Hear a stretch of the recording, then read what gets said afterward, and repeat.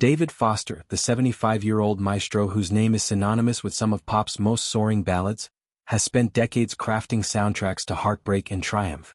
From the lush orchestrations behind Celine Dion's The Power of Love, to the soul-stirring depths of Whitney Houston's hits, and even the eclectic beats for Michael Jackson, his fingerprints are on the anthems that define generations. Yet, on a quiet weekend evening in Santa Monica, the silver-haired composer appeared far from the studio spotlight, his face etched with a fatigue that spoke volumes about the toll of a lifetime in the relentless churn of the music industry.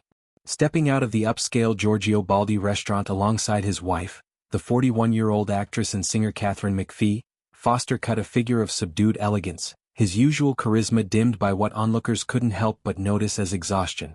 The couple, bound by a love story that bridges generations, emerged into the balmy California dusk looking every bit the power pair they are, yet with an undercurrent of weariness that humanized them. Foster, dressed in a casual ensemble that blended comfort with quiet luxury, wore a simple button-up shirt layered under a black satin Louis Vuitton bomber jacket. Faded black denim jeans hugged his frame, grounded by pristine white Prada sneakers that whispered of effortless style rather than red carpet flash. His hair, that signature silver mane, caught the streetlights, but his expression was somber, lips pressed in a line that suggested the weight of unspoken thoughts. No broad grin, no animated wave to the photographers, just a steady gait toward their waiting car, as if the evening's indulgences had sapped rather than revived him. Katharine, ever the vibrant counterpoint, seemed undeterred by the night's subtle heaviness. Her hair pulled back in a sleek ponytail that accentuated her sharp features, she opted for a look that was both cozy and commanding. A soft gray sweater tucked neatly into belted black jeans, finished with pointy black pumps that added a spike of sophistication. A Chanel purse dangled from her shoulder, an accessory that nodded to her rising status without overwhelming the outfit's relaxed vibe. At 41, McPhee carries the poise of someone who's navigated the highs and lows of fame, from her breakout on American Idol to Broadway stages and now, her role as muse and partner to one of music's titans. Their marriage, sealed in 2019 after a whirlwind engagement in 2018, has been a tabloid fascination, not least because of the 34-year age gap that fuels endless speculation. Yet, in moments like this dinner outing, it's clear their bond is forged in something deeper than headlines. Shared rhythms, late-night creative sessions, and the quiet joy of building a family, including their young son born in 2021. Giorgio Baldi, with its white tablecloth allure and menu of Italian classics, is a haven for Hollywood's elite, a place where deals are whispered over pasta and power couples like the Fosters can dine without the full glare of intrusion. On this night, the restaurant's warm glow framed a scene of domestic normalcy, perhaps plates of osso buco and tiramisu shared between laughs about their son's latest antics or debates over upcoming projects.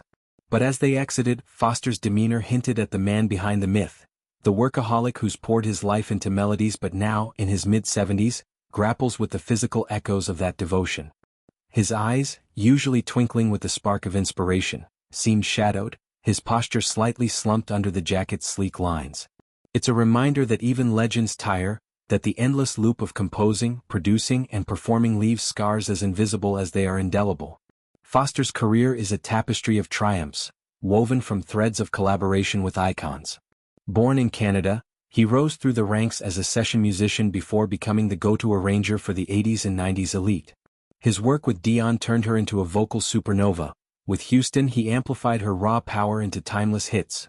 With Jackson he infused pop with orchestral grandeur. But success like his doesn't come without cost.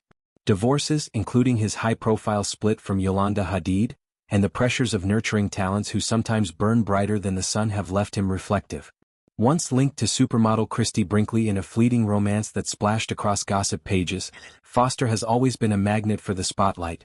Yet lately he's spoken candidly about craving the stage over the solitude of the studio.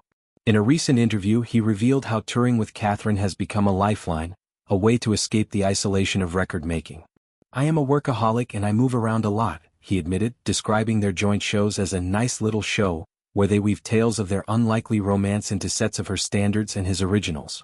Scheduled performances across California, New York, New Jersey, and Massachusetts in the coming months promise intimate evenings of duets and anecdotes. Moments where the audience becomes co-conspirator in their story. "For the longest time, I was in the studio just pounding out music," he reflected. "The artists got to go and enjoy our work and get feedback from a live audience, while I just kept staying in the studio and doing more records." So it was great to finally get out there and perform these songs with Kat. It's a shift from producer to performer, from shadow architect to front row storyteller, and one that seems to rejuvenate as much as it exhausts. Yet, retirement has beckoned only to be rebuffed. After a decade away from the mixing board, Foster emerged from semi-seclusion to helm Jennifer Hudson's latest Christmas album, a project he called, "a lot of fun." "I really haven't made a record in 10 years and it took a lot for somebody to talk me out of retirement," he shared, his voice carrying a mix of reluctance and relish. The album, lush with holiday cheer and Hudson's powerhouse vocals, marks a return to form, blending his signature sweep with contemporary flair. But even as he dives back in, new horizons call. Enter Boop, the musical adaptation of the 1930s cartoon vixen Betty Boop, a sassy, jazz-age fantasy that's as much challenge as it is nostalgia. Producer Bill Haber lured him in with the promise of Broadway's unique alchemy: "You don't have to write a hit song, you just have to write a good song." Foster, never one to back from a dare, signed on. "And I still felt capable of writing a good song," he affirmed, fresh from a Zoom session plotting his next number. It's a moving target, as you probably know. For Katharine, these ventures are more than professional footnotes. They're threads in the fabric of their shared life. From her Idol days, where she finished as runner-up in 2006, to her Tony-nominated turn in Waitress, she's proven her mettle as a triple threat. Motherhood has added another layer, her son with David a bright spot amid the glare. Their wedding, a starlit affair at St. Yigish Armenian Apostolic Church in London, was a fairy tale with edge, blending cultures, generations and genres. Yet evenings like this one at Giorgio Baldi reveal the unvarnished reality: the late nights after rehearsals, the jet lag from cross-country gigs, the quiet strain of balancing empire building with family. As they walked arm in arm down the Santa Monica street, her hand steady on his, it was a portrait of partnership, resilient, real, and radiating a warmth that no exhaustion could fully dim.